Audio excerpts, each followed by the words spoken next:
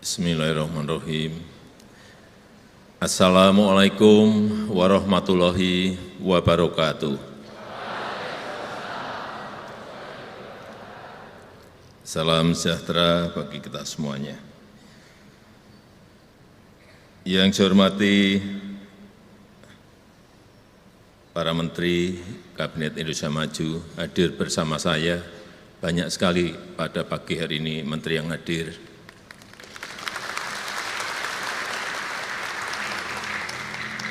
Pak Mendikbud, Pak Menteri Pertanian, Bu Menteri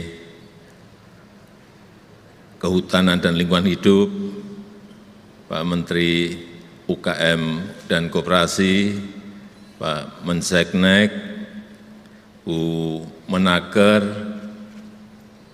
tadi belum kelihatan, sekarang sudah hadir juga Pak Menteri Investasi,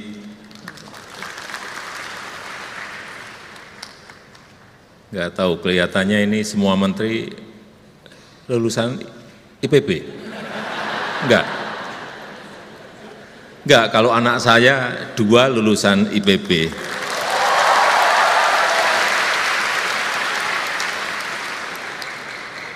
Yang saya hormati Gubernur Jawa Barat beserta Wali Kota dan Bupati Bogor, yang saya hormati Bapak Rektor IPB beserta para Wakil Rektor, seluruh Senat Akademik, Dewan Guru Besar, dan seluruh dosen, tenaga pendidik, seluruh mahasiswa, keluarga besar IPB yang saya hormati, hadirin dan undangan yang berbahagia. Pertama-tama saya ingin menyampaikan kepada keluarga besar Institut Pertanian Bogor, selamat Dies Natalis yang ke-60.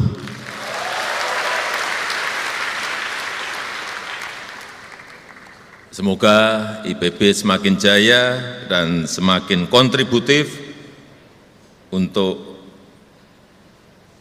memecahkan permasalahan bangsa dan berkontribusi untuk kemajuan bangsa. Saya tadi waktu masuk sudah ditunjukkan oleh Pak Rektor banyak sekali inovasi-inovasi yang menghilirkan, hilirisasi dari inovasi bisa masuk ke industri, dan saya harus menyampaikan apa adanya. Luar biasa.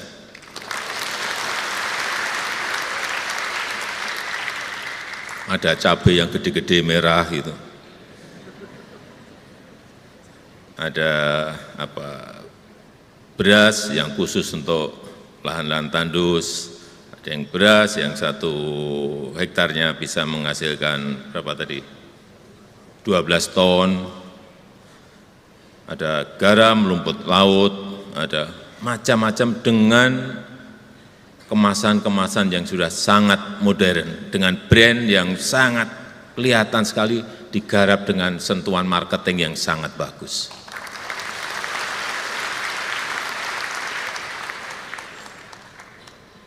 Ini Pak Menteri Pertanian, yang beras tadi diambil itu. Yang cabai gede-gede juga diambil, berikan ke petani sebanyak-banyaknya.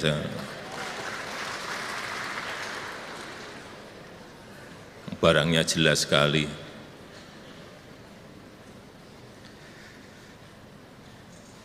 Buat saya IPB sangat spesial, karena sebelum saya terima undangan untuk acara Dies Natalis IPB ini, tanggal 1 September, kebetulan saya nggak bisa, sudah bertabrakan dengan jadwal yang sudah direncanakan. Saya diberitahu, Pak, tapping saja, kirim video.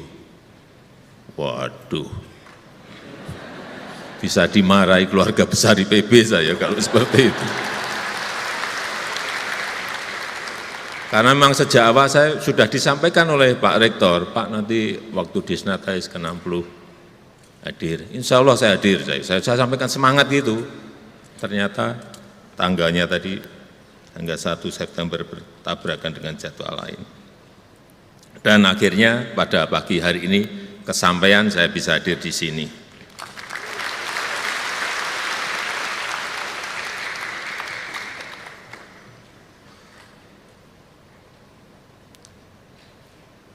Bapak Ibu sekalian yang saya hormati, banyak orang bilang saya ini kalau cerita soal potensi tantangan-tantangan ke depan, soal krisis, baik krisis energi, krisis pangan, krisis ekonomi, soal disrupsi teknologi, banyak yang bilang Presiden itu nakut-nakutin saja.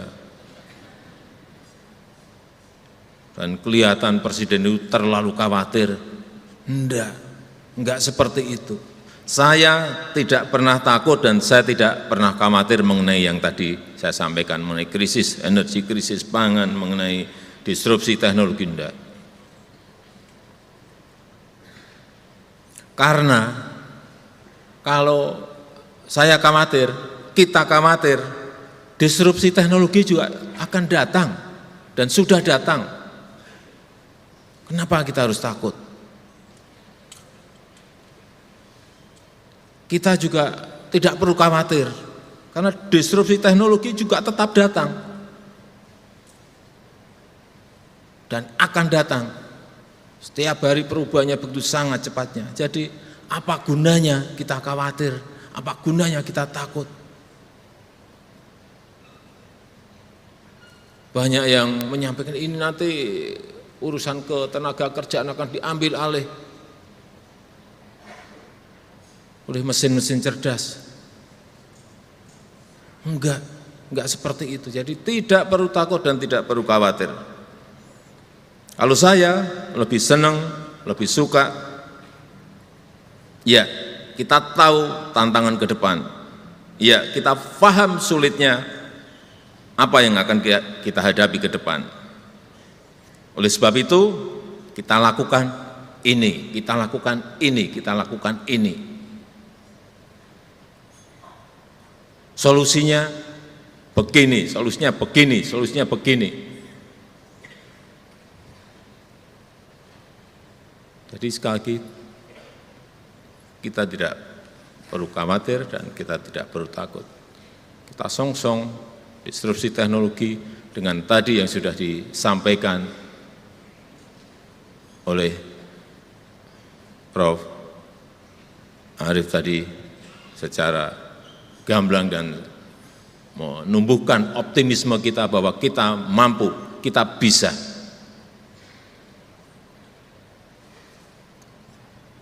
Saya berikan contoh ancaman krisis pangan, ini yang relevan dengan IPB. Ancaman krisis pangan. Kita tahu jumlah penduduk dunia semakin meningkat. Kebutuhan pangan tentu saja akan naik. Seperti di Indonesia ini kenaikan per tahun 1,25% penduduk kita. Kemudian ada ancaman perubahan iklim. Kemarau, seperti sekarang orang sudah mulai bingung karena ada super El Nino. Kemudian juga kenaikan suhu, kenaikan air laut. Ya kalau kita pikirkan secara ini ya khawatir, tapi saya kira tidak perlu khawatir. Yang paling penting solusinya seperti apa. Kemudian juga geopolitik yang semakin memanas. Rivalitas antara negara-negara besar. Perang Ukraina yang berkepanjangan tidak selesai-selesai.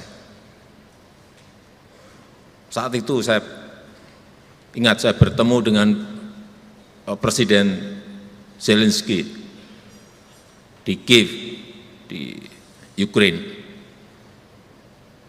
Saya diskusi 2,5 jam, berbicara 2,5 jam dengan Zelensky.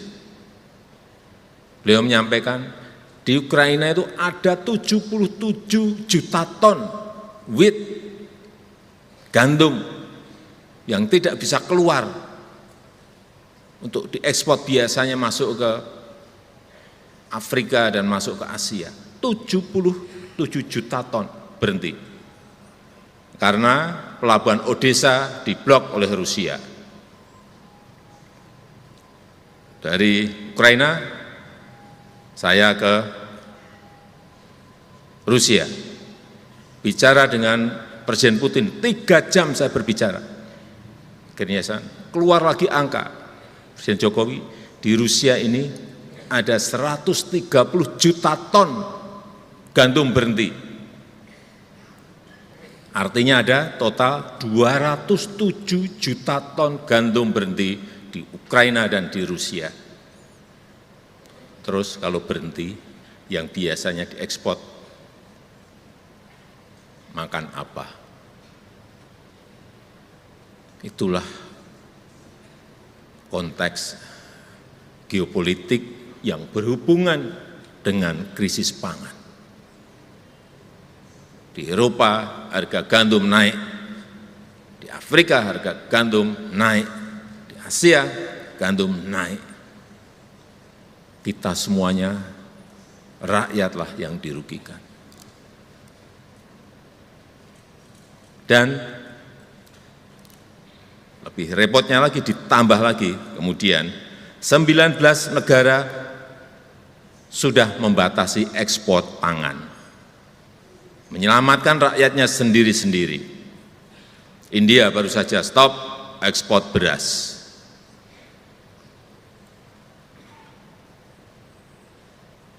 Akibatnya harga beras naik di semua negara. Kita mau memperbesar cadangan strategis beras kita, mau impor juga barangnya sulit didapatkan, tidak seperti yang lalu-lalu, nyodorin barangnya, Pak ini dibeli, Pak ini dibeli, Pak ini. Sekarang mencarinya sangat sulit, karena ingin menyelamatkan rakyatnya sendiri-sendiri, memberi makan rakyatnya sendiri-sendiri. Ini semua kenyataan yang harus kita hadapi, harus kita sadari, kita terima, dan yang paling penting kemudian kita antisipasi apa yang harus kita kerjakan. Nah, ini tugasnya IPB, Pak Rektor. Urusan pangan ini sudah serahkan ke IPB.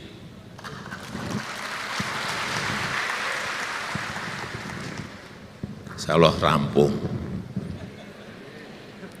Saya tunggu apa antisipasi kita. Rencana dan pelaksanaannya harus seperti apa. Oleh sebab itu, dengan tantangan-tantangan yang ada tadi, kita perlu inovasi besar-besaran yang bisa menjadi terobosan, yang bisa menjadi langkah besar kita ke depan itu seperti apa, untuk menjadikan permasalahan pangan dunia sebagai peluang Indonesia untuk menjadi lumbung pangan. Ada kesulitan, ada krisis, tapi itu juga bisa menjadi sebuah peluang, bisa menjadi sebuah kesempatan. Sehingga nantinya bisa justru meningkatkan kesejahteraan petani kita, mensejahterakan nelayan kita, karena ada kesulitan-kesulitan yang tadi saya sampaikan. Di mana menurut saya belum bisa dibilang inovasi jika belum kita ini rada-rada gila gitu. Belum bisa dibilang inovasi jika kita belum dibilang out of mind. Belum bisa dibilang inovasi jika belum dibilang tidak mungkin. Karena inovasi semestinya memang bukan hal yang biasa-biasa saja. Kalau nanam padi biasanya 1 hektar berapa Pak Mentan? Rata-rata kita berapa? 5,9 ton. Ada inovasi baru, hanya 6, bukan inovasi. Kalau tadi yang dibilang Pak Rektor, Prof. Arief tadi 10 atau 12, itu baru inovasi.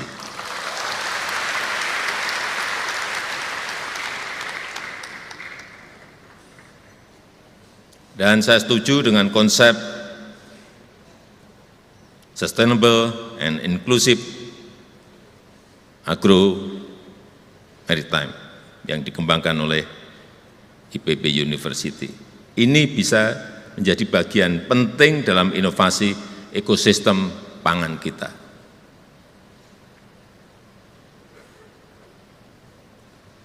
Namun, saya yakin upaya tersebut tidak bisa diselesaikan oleh satu disiplin ilmu saja.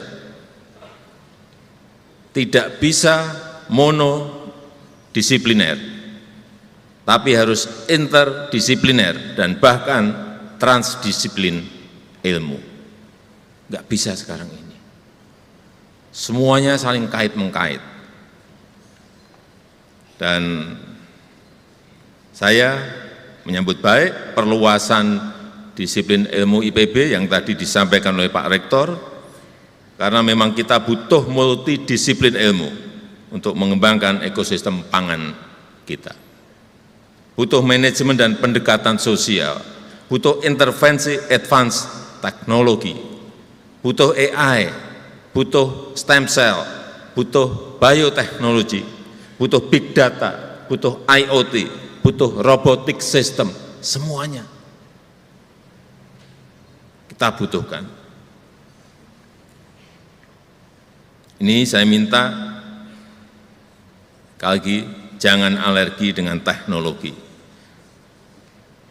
Jangan hindari perubahan teknologi. Jangan takut dengan mesin cerdas, dengan AI.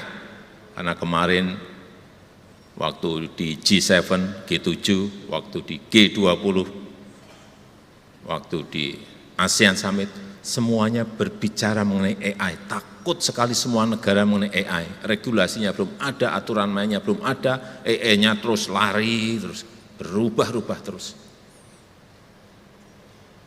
Semua dibicarakan. Artinya memang ya kita harus mengantisipasi dan bersiap diri. Sekali lagi, jangan takut dengan mesin cerdas, dengan AI. Teknologi tak akan bisa mengalahkan manusia, percaya itu. Teknologi tak akan bisa mengalahkan manusia, karena mesin itu hanya punya chip. Mesin itu hanya punya chip. Tapi manusia punya hati, punya rasa, mesin enggak punya.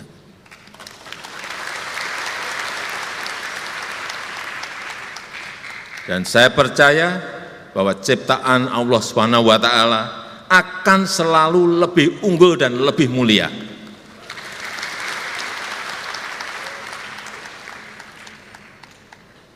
Oleh sebab itu saya ingin IPB jadi sasana untuk menghasilkan insan-insan unggul yang tidak hanya kompeten di akademik, tapi juga punya karakter yang baik, memiliki akhlak yang baik, yang cinta tanah air, yang punya optimisme tinggi, yang selalu ingin membantu sesama, dan saya yakin IPB University sangat bisa mengambil peran itu.